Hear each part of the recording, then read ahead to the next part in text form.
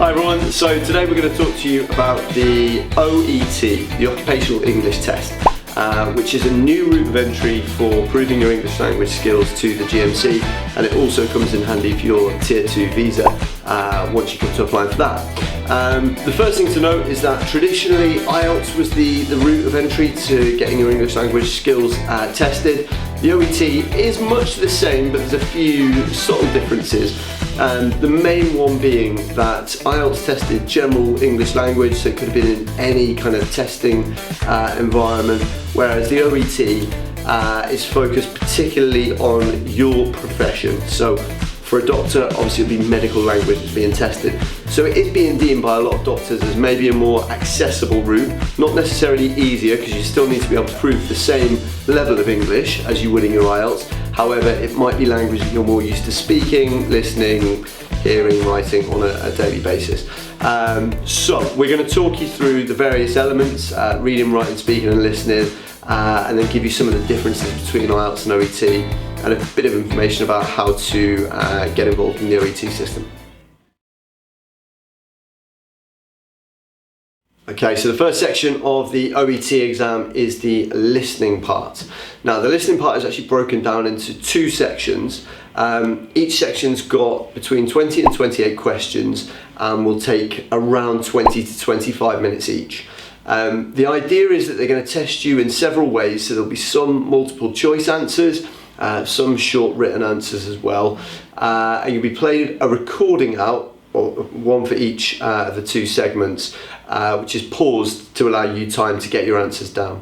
The first part A of the listening is usually listening to a patient telling you about their ailments, and you've got to digest the information that you're hearing in that. The second is usually a speech on something healthcare related, and again you've got to digest the information and answer the questions at the appropriate times. Okay, so the second element of the OET exam is the reading section. Now, the reading section is going to take about an hour to complete, and again it's broken down into two parts. All of it will be a general interest topic around healthcare. So the first section is your ability to skim and scan for information. So you're going to be given several paragraphs of text that you need to read through, and once you've had time to read through those, you're then given a summary statement that you need to fill in using the missing words. So obviously finding those missing words from the text that you've read through. Now, the second section is a medical journal or something along those lines that you're given to read through, and then answer multiple choice questions at the end of that. Okay, so the third section of the OET examination is the writing section.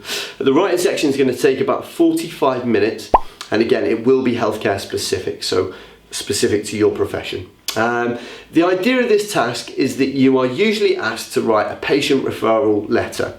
So you'll be given a list of instructions and a set of case notes, and you'll be asked to formulate a referral letter on behalf of a patient that's come to you. So pretty straightforward, not much else to take in on this one, but it is the one that a lot of people slip up on, so make sure you're looking out for all the usual things, your spelling, your vocabulary, your grammar, everything's going to be taken into account in the writing.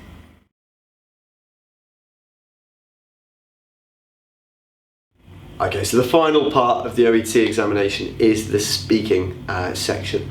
So this section is going to take around 20 minutes, so it's a little bit shorter for this bit. It actually forms a little bit like the interviews that you do in the NHS. So the first thing is a warm-up conversation with your assessor, just to talk through your professional history and background. The second section is two parts, so you're given two kind of role play exercises, patient-doctor kind of scenarios. So you play the doctor, your assessor plays the patient, and you're going to be assessed on your appropriateness, your fluency and your communicative effectiveness. So yeah, it should take all in all about 20 minutes to complete.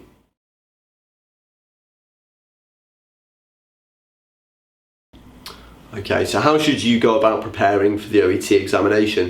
I think the first thing to note here is that you need to know how good your English language levels actually are. And by that, you might think they're brilliant, but you need to have them assessed by an OET examiner. So if you can, find yourself a tutor or a coach who can at least give you an idea of where you sit currently. So he'll be able to tell you, or they'll be able to tell you whether you need to improve on one area more than the others, and so on. And then you can put together an effective plan for improving on any things that you need to. The second note is to learn the format of the exam. So we've gone through a brief overview here, but there's obviously far more detail that we can provide you and is available as well to you online. It is a test of English language skills, but equally, as with any exam, it's about learning how to pass the exam as much as it is learning your English skills in the first place. So that's a really important part. Learn to identify key pieces of information. So it's not always about having a thorough and detailed read through of something. It's about skimming and scanning and finding the information that's hidden within the text, looking for keywords and things like that. Prepare for your speaking section as well. So should be fairly straightforward for you to find partners to do the speaking assessments and talk through with your colleagues. You can practice those over Skype if you wanted to, and that's always a good thing to do. And finally, we always recommend actually just reading through text in English, so reading English books, English journals, that kind of thing. Watching these videos maybe helps. I'm not sure if our English language skills are that great, but watching any movies online and things like that can really, really improve your English when it comes to the kind of listening elements and things like that. When it comes to writing, it's one of the harder areas to improve on, so we can't really emphasize how important it is to get yourself a coach or a guide who's going to be able to get you through that examination. Really, really important.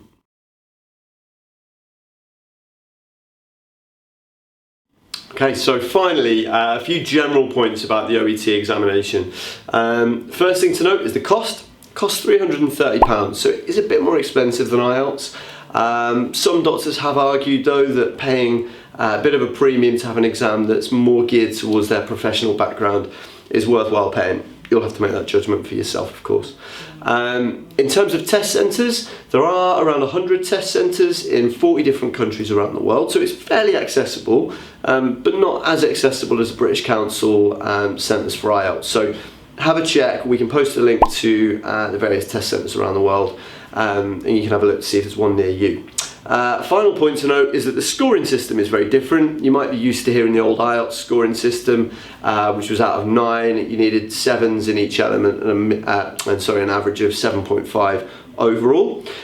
When it comes to OET, it's scored on a letters, a grade system, A being the highest, E being the lowest, and you need to score B's as a minimum in each element: reading, writing, speaking and listening.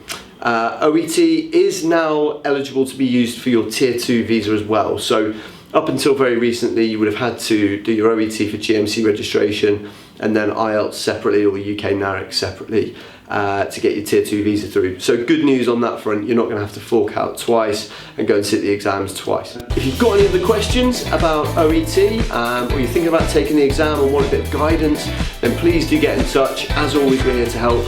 And we'll give you any guidance we possibly can. Hopefully you'll stay tuned in for another video with us next time, and we'll look forward to speaking to you soon. Thank you very much. Bye.